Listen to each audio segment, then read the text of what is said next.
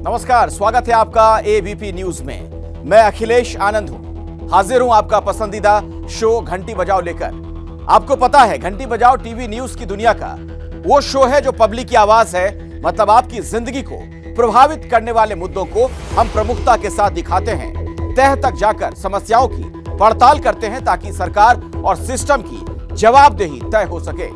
हम आपके प्रति अपनी जिम्मेदारी को समझते हुए हर रोज सत्ता और सिस्टम से तीखे सवाल पूछते हैं। आज घंटी बजाओ में जिस मसले की पड़ताल होगी, दरअसल वो भ्रष्टाचार का ऐसा दीमक है जो न सिर्फ देश के बल्कि विभिन्न राज्यों के सरकारी खजाने को चाट रहा है, बल्कि हमारे आपके जीवित रहने के लिए जरूरी पर्यावरण को भी हर गुजरते दिन के साथ बुरी तरीके से नुकसान पहुंचा रहा है। आए दिन आप देश भर से आने वाली अवैध खनन की खबरें देखते पढ़ते होंगे, लेकिन आज हम आपको यह दिखाएंगे कैसे ये खनन माफिया अब निरंकुश हो चले हैं, पुलिस वालों की हत्या से भी बाज नहीं आ रहे। ऐसा लगता है ना सरकार ना प्रशासन, किसी का भी इन पर नियंत्रण नहीं।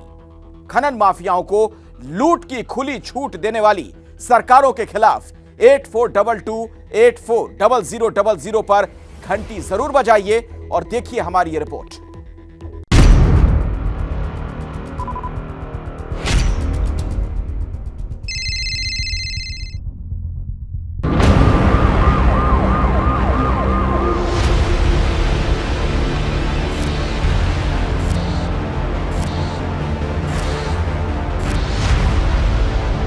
अभी भी यहाँ पर आप देख सकते हैं कि ये जो स्पॉट है, खून का जो ये धब्बा दिख रहा है, ये डीएसपी सुरेंद्र कुमार बिश्नोई का है, जो यहाँ पर उस समय आए हुए थे और तभी डंपर के जो अवैध खनन माफिया थे उन्होंने उन पर हमला कर दिया और उनकी मौके पर ही मौत हो गई।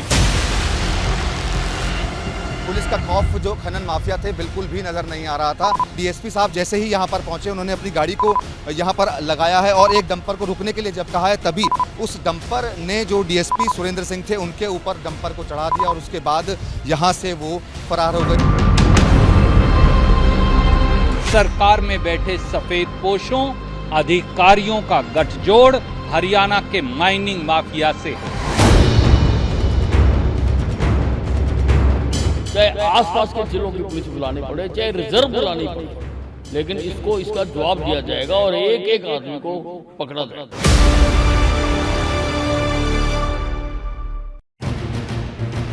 अरावली की इन पहाड़ियों में जो खजाना छुपा है, उसे लूटने वाले अब इतने बेखौफ हो गए हैं कि खून बहाने से भी नहीं डरते। इसी जगह पर उस जांबाज पुलिस अफसर को पहियों के नीचे रौंद दिया गया जो अपना फर्ज निभाने यहां आया था। हरियाणा के नूह में तैनात डीएसपी सुरेंद्र सिंह को जैसे ही यह खबर मिली कि खनन माफिया अवैध तरीके से इस पहाड़ी से पत्थरों को तोड़कर ले जा रहा है, वो सीधे उन्हें रोकने पहुंच गए। डीएसपी सुरेंद्र सिंह अवैध खनन करने वालों को रंगे हाथों पकड़ने यहां आए थे। उनके पहुंचने की खबर मिलते ही कुछ तो वहां से भाग निकले, लेकिन जिसे उन्होंने घेर लिया उसने अपने डंपर से उन्हें रौंद डाला। तस्वीरें इस वक्त देख रहे हैं एबीपी न्यूज़ पर। ये वो खान है जहां से अवैध खनन का जो काम था वो चल रहा था। डंपर यहीं पर मौजूद थे और जो जानकारी मिल रही है उसके मुताबिक सिर्फ कोई एक डंपर यहां पर मौजूद नहीं था, बल्कि उस डंपर के अलावा भी और डंपर भी यहां पर मौजूद थे। वहां से जो पुलिस की गाड़ी थी वो जो अवैध खनन माफिया थे उनको नज़र आ गई थी, तभी उन्होंने भागना शुरू किया और जो डीएसपी सुरेंद्र सिंह थे उन्होंने जो गाड़ी थी वो उस डंपर के पीछे लगाई जिस डंपर के अंदर पत्थरों को भरा गया था। और जब डीएसपी अपनी गाड़ी को लेकर के यहाँ इस जगह पर जहाँ पर उनकी मौत हुई है वहाँ पर पहुँचे, तब जो डंपर था वो अपनी स्पीड को और तेज़ कर रहा था, भागने की कोशिश कर रहा था कि यहाँ पर डंपर को उसने खाली करना शुरू कर दिया। और जो डीएसपी थे वो इस जगह पर यहाँ पर पहुँच चुके थे। अब वो पैदल थे, वो गाड़ी से पीछे ही उतर गए थे, जैसा कि लोग हमें बता रहे हैं कि वो उतर चुके थे। और यहाँ इस जगह पर आगे जो आप देख रहे हैं वहाँ पर जब डीएसपी ने उस डंपर को रोकने की कोशिश की है, तब डंपर ने जो डंपर था वो उनके ऊपर चढ़ा दिया। हिसार के रहने वाले डीएसपी सुरेंद्र सिंह ने 1994 में बतौर एएसआई हरियाणा पुलिस में भर्ती हुए थे। इसी साल वो रिटायर होने वाले थे। उनकी इस निर्मम हत्या ने पूरे परिवार को झकझोर दिया। किससे पूछूं मैं क्या पूछूं? मैं तो उनके बगैर पूछे वो भी नहीं कर सकती। कोई बात होती मेरे को इतनी टेंशन होती, मैं उनको फोन करके पूछती तो मेरी कम होती है। मैं क्या पूछूं, किससे पूछूं अभी। अब मैं आप बताऊं किससे पूछूं, मैं क्या पूछूं। ऐसा हमने कभी सोचा नहीं था भाई, इतने जाबाज पुलिस अफसर होने के बाद ऐसा होगा हमारे साथ। उनको टाइम पे कोई मेडिकल एड नहीं पहुंच पाई। साथ में जो साथी थे उन्होंने क्या कार्रवाई की, कोई गनमैन था उन्होंने क्या फायर किया नहीं किया, इन सब के बारे में हम चाहेंगे कि सरकार पूरा हमारा जांच करे इस चीज के अंदर और इंसाफ दिलाए। परिवार के लोग इंसाफ की मांग कर रहे हैं, वहीं विपक्ष इस हत्या के बहाने हरियाणा की बीजेपी सरकार को घेरने में लग गया है। कानून व्यवस्था पर सवाल उठाने से लेकर खनन माफिया को संरक्षण देने के आरोप लग रहे हैं। सीधे सीधे सरकार में बैठे सफेद पोशों अधिकारियों का गठजोड़ हरियाणा के माइनिंग माफिया से है। माइनिंग माफिया ऐसा लगता है या तो बेकाबू है या किसी इसको संरक्षण प्राप्त है जो इस तरह बेखौफ होके वो काम कर रहे हैं। वैसे तो कानून व्यवस्था नाम की चीज प्रदेश में रही नहीं। हालांकि हकीकत ये है कि खनन का ये अवैध कारोबार कोई नया नहीं। सरकार किसी की भी रही हो, अरावली की इन पहाड़ियों में खनन का खेल हमेशा बेरोक टोक जारी रहा। नौबत ये आ गई कि सुप्रीम कोर्ट को दखल देना पड़ा, फिर भी खनन माफिया पर लगाम नहीं लगाई जा सकी। लगातार यहाँ पर अवैध खनन का कारोबार यहाँ पर होता था और उसी को रोकने के लिए डीएसपी सुरेंद्र कुमार बिश्नोई जो यहाँ पर आए हुए थे और उनकी आज दोपहर में 12 से 1 बजे के बीच अवैध खनन का कारोबार करने वाले माफियाओं ने उनकी हत्या कर दी। तो सबसे बड़ा सवाल अभी यही बना हुआ है कि यहाँ पर अवैध खनन का कारोबार करने वाले लोग इतने ज़्यादा हिम्मत उनके अंदर कैसे आ गई कि उन्होंने मौके पर वर्दी में तैनात एक डीएसपी जैसे रैंक के अधिकारी की हत्या कर दी। इसे लेकर विपक्षी नेताओं के अलावा बीजेपी के सांसद वरुण गांधी ने भी सवाल उठाया। उन्होंने ट्वीट किया, खनन माफियाओं ने जिस क्रूरता से एक ईमानदार पुलिस अधिकारी की हत्या की वो स्तब्ध कर देने वाली है। किसके संरक्षण से अरावली क्षेत्र में अवैध खनन माननीय सुप्रीम कोर्ट की रोक के बावजूद बदस्तूर जारी है। दोषियों को सजा कब? सख्त कार्रवाई करने के मैंने आदेश जारी कर दिए हैं। चाहे जितनी भी पुलिस लगानी पड़े, जितनी भी फोर्स बुलानी पड़े, आसपास के जिलों की बुलानी पड़े, हम पूरी कार्रवाई करेंगे और किसी को भी हम बख्शेंगे नहीं। अवैध खनन को लेकर सवालों में घिरी हरियाणा सरकार इस हत्या के बाद तुरंत एक्शन में आ गई। आनन फानन में हत्या से जुड़े एक आरोपी को घेर लिया गया। मुकदमा दर्ज हुआ है हत्या का और मुझे बताया गया है कि उसमें एक अभियुक्त अभी मुठभेड़ के बाद उसके पैर में गोली लगी है और वो काबू किया गया है। दो भी दोषी हैं, उनको किसी भी कीमत पर गंभीर से गंभीर हम जो है स्टेप लेंगे और उनको जल्द से जल्द पकड़ेंगे। वहीं मुख्यमंत्री मनोहर लाल खट्टर ने डीएसपी को शहीद का दर्जा देने का ऐलान किया है। एक बेनिफिट उनको शहीद का दर्जा अगर मिलता तो वो मिलेगा। सुरेंद्र सिंह के परिवार को 1 करोड़ रुपए की राशि सर उसको सहायता के लिए देंगे और उसके परिवार से एक इस व्यक्ति को जो नौकरी है वो भी जरूर देंगे। पर सवाल है कि सरकार उस खनन माफिया पर शिकंजा कब कसेगी जो न सिर्फ प्राकृतिक संपदा को लूट रहा है बल्कि अब सीधे तौर पर सरकार को भी चुनौती दे रहा है। हरियाणा के नूंह में डीएसपी सुरेंद्र सिंह बिश्नोई को कुचलने वाले डंपर को भी ढूंढ लिया गया है। एबीपी न्यूज के पास उस डंपर की एक्सक्लूसिव तस्वीर है। साथ ही आज जिस इक्कड़ नाम के आरोपी को पकड़ा गया उसकी तस्वीर भी हमारे पास है। एबीपी न्यूज के पास उस डंपर की तस्वीर भी है जिसके जरिए कुचला गया था। ये देखिए वो गाड़ी जिसका इस्तेमाल किया गया था कुचलने के लिए पुलिस वाले को, और इसी से आप अंदाजा लगाइए आज कितने बेखौफ हैं ये अपराधी। हमारे साथ मनोज वर्मा जुड़ गए, हमारे सहयोगी। मनोज, क्या कुछ और भी पता चल पा रहा है? ये डंपर जो है इसका मालिक कौन है? क्या कुछ बड़े लोग भी इसके पीछे? जी बिल्कुल, देखिए जो जानकारी मिल रही है उसके मुताबिक एक पूरा नेक्सस इसके पीछे काम कर रहा था। जो खनन माफिया हैं वो इसके पीछे काम कर रहे थे।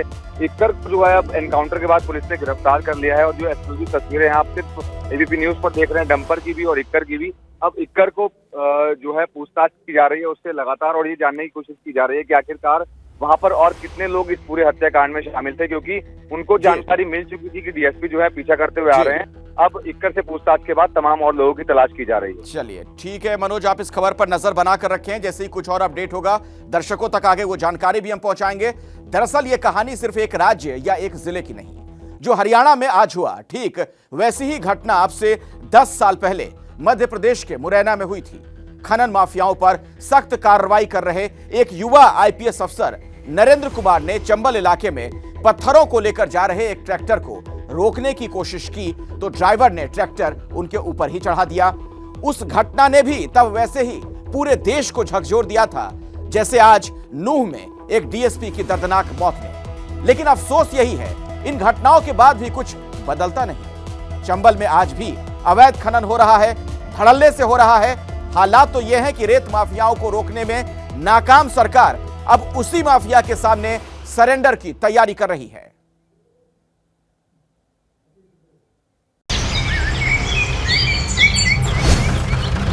चंबल नदी की उस खदान पर है जहां से पूरे वक्त रेत निकाली जा रही है।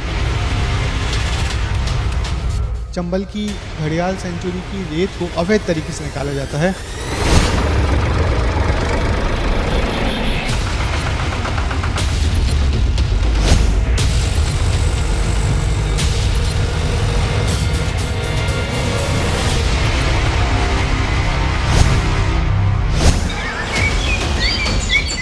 यह है मध्य प्रदेश का वो इलाका जो कभी खूंखार डकैतों के लिए जाना जाता था, लेकिन अब उन डकैतों की जगह ले ली है उस रेत माफिया ने, जो चंबल की छाती को दिन रात छलनी कर रहे हैं।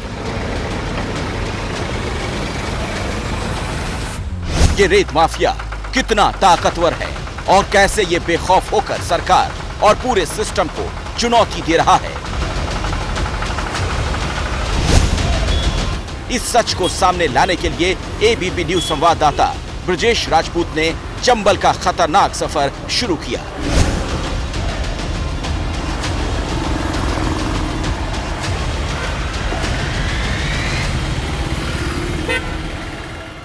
हम इस वक्त मुरैना हाईवे पर है। मुरैना हाईवे पे मेरे पीछे आप देख सकते हैं लगातार रेत से भरे हुए ट्रैक्टर धड़धड़ाते हुए चले जा रहे हैं। ये सारे ट्रैक्टर्स पीछे तरफ जो चंबल नदी है वहां से आ रहे हैं और वहां जो घड़ियाल सेंचुरी है वहां से रेत का अवैध उत्खनन करके ये ट्रक चले आ रहे हैं, जबकि इनको रोकने के लिए एक स्पेशल टास्क फोर्स भी बनी हुई है। मगर उस सबके बावजूद रेत के उत्खनन का कारोबार कई सालों से लगातार जारी है और पुलिस और प्रशासन इन रेत के अवैध कारोबारियों को रोकने में एकदम नाकाम साबित हो रही है, क्योंकि जिस धड़ल्ले से ये ट्रैक्टर निकलते हैं, जिस दादागिरी से ट्रैक्टर निकलते हैं, उससे साफ है कि इनके हौसले कितने बुलंद हैं। मुरैना के बाहर बने इस राष्ट्रीय राजमार्ग पर सुबह के वक्त रेत से भरे ट्रक और ट्रैक्टरों की कतार सी लग जाती है।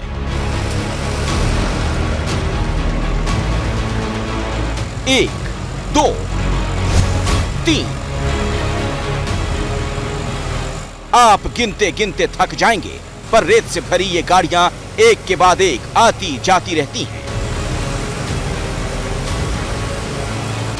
ये वही रेत है जिसे चंबल नदी की घाटी से निकाला गया है। सुबह 6 बजे से 10 बजे के बीच इस रास्ते पर रेत से भरे ऐसे सैकड़ों ट्रैक्टर बेरोक टोक आते जाते हैं। खनन के इस खेल की तह तक जाना खतरे से खाली नहीं, लेकिन एबीपी न्यूज की टीम मुरैना की उस खदान तक पहुंची जहां से रेत निकाली जा रही थी। हम चंबल घड़ियाल रेंज की उस खदान पर हैं जहां से रेत निकाली जा रही है अवैध तरीके से। आप देख सकते हैं मेरे आगे लगातार ट्रैक्टर चले जा रहे हैं। ये चंबल की नदी के अंदर से रेत निकाल कर आ रहे हैं। आप देख सकते हैं कि कैसे रेत से पानी चू रहा है, पानी गिर रहा है और ये सब गीली रेत है और ये इस तरीके से हो रहा है कि इस पे काबू पाना एकदम मुश्किल हो रहा है। ढेर सारे ट्रैक्टर्स हैं और वो लगातार पूरी रात और पूरे दिन इसका अवैध उत्खनन करते रहते हैं, जबकि इसको रोकने के लिए एक एसटीएफ भी बनाई गई थी, मगर लगता है वो सारी एसटीएफ अब किसी काम की रह नहीं गई है। ऐसा लग रहा है कि जैसे सरेंडर कर दिया गया और काम बेहद चुनौती भरा है और हम लोग जो काम कर रहे हैं बेहद मुश्किल काम है, क्योंकि यहाँ पर ये सारे लोग किसी और को इन खदानों में आने ही नहीं देते हैं। इसलिए ये सारा काम हम बेहद छुपकर अपने कैमरे को छिपाकर कर रहे हैं और बताना चाह रहे हैं कि कैसे काम होता है। रेत से भरे इस ट्रक का पीछा करते हुए हम आगे बढ़ते रहे। कुछ ही दूरी पर ऐसा ही एक और ट्रक जा रहा था। अब आपको दिखाते हैं वो जगह जहां से ये सारे ट्रक आ रहे हैं। ये देखिए, दूर तक रेत का ढेर लगा हुआ है और उसके बीच में दौड़ रहे हैं ये ट्रैक्टर और ट्रक। यहां रेत की खुली लूट मची हुई है। किसी को कोई डर नहीं, क्योंकि यहां खनन माफिया का राज है। वो अवैध खनन से जुड़े लोगों के अलावा किसी को भी यहां फटकने नहीं देते।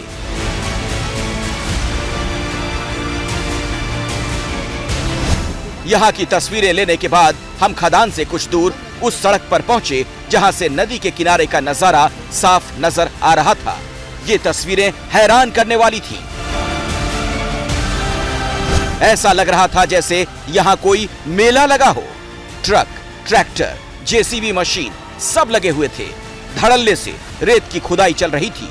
चंबल नदी के राजघाट से रेत निकालने पर रोक है, लेकिन इन तस्वीरों को देखकर आप समझ जाएंगे कि रेत माफिया के आगे कोई भी कानून कोई मायने नहीं रखता। चंबल नदी के ठीक किनारे 150 से ज्यादा ट्रैक्टर जेसीबी की मशीन की मदद से लगातार उत्खनन कर रहे हैं, रेत का अवैध उत्खनन कर रहे हैं। हम लोग इन इलाकों में पहले भी आए हैं, मगर इस तरीके से बेखौफ होकर दिन दहाड़े रेत का उत्खनन ऐसे नदी किनारे कभी नहीं देखा है। मगर अब एकदम नज़ारा बदल गया है और हम सब हैरान हैं कि कैसे इतने बड़े पैमाने पर रेत का अवैध उत्खनन किया जा रहा है, जिस पे पुलिस प्रशासन जरा भी काबू नहीं कर पा रहा है। यहाँ एक दिन में करीब 1000 से ज्यादा ट्रैक्टर अवैध खनन करके उस रेत को मध्य प्रदेश के अलावा पड़ोसी राज्यों राजस्थान और उत्तर प्रदेश में ले जाते हैं।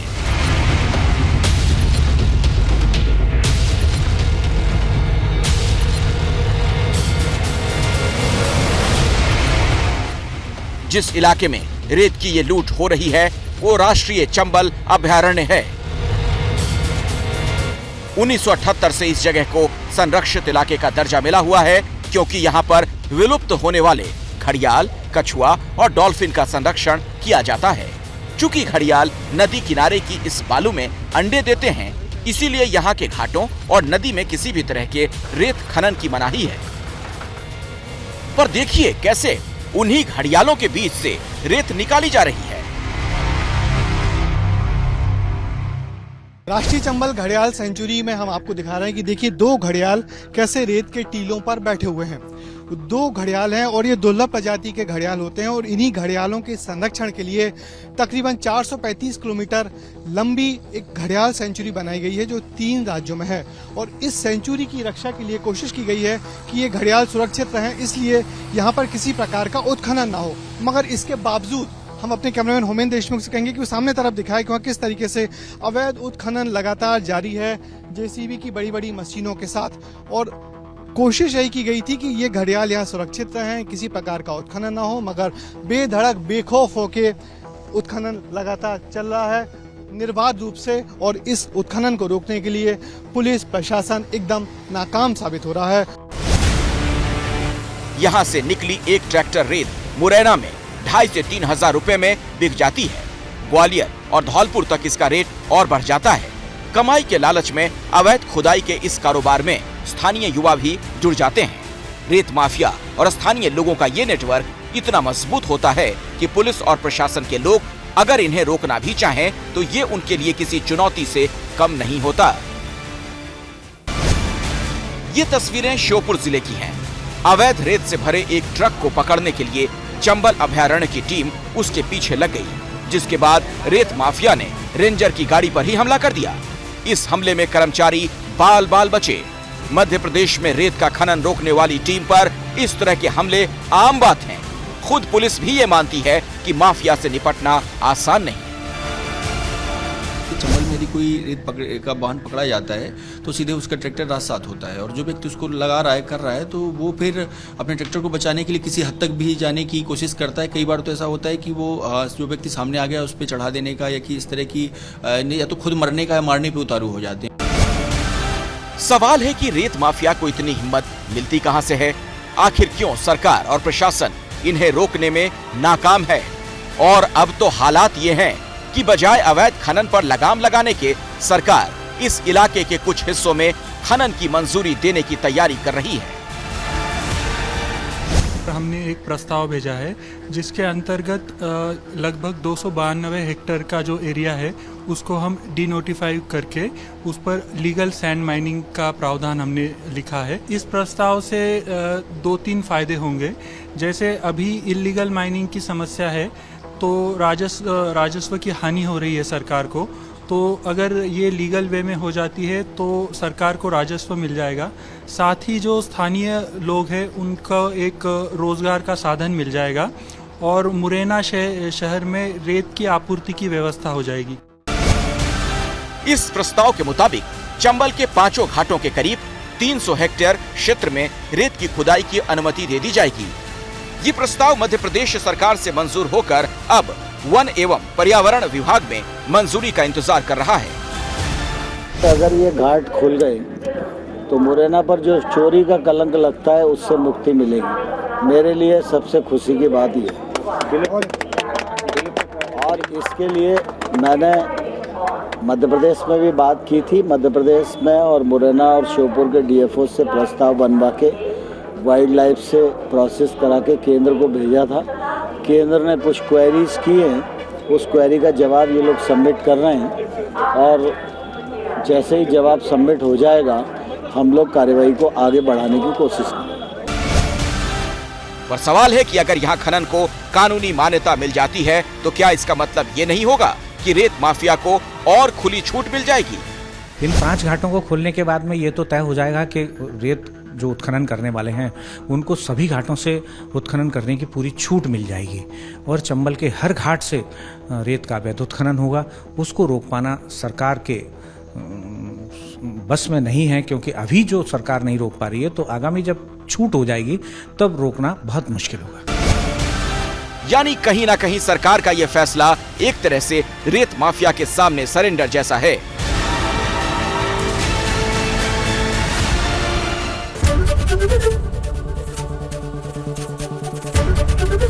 एबीपी न्यूज आपको रखे आगे।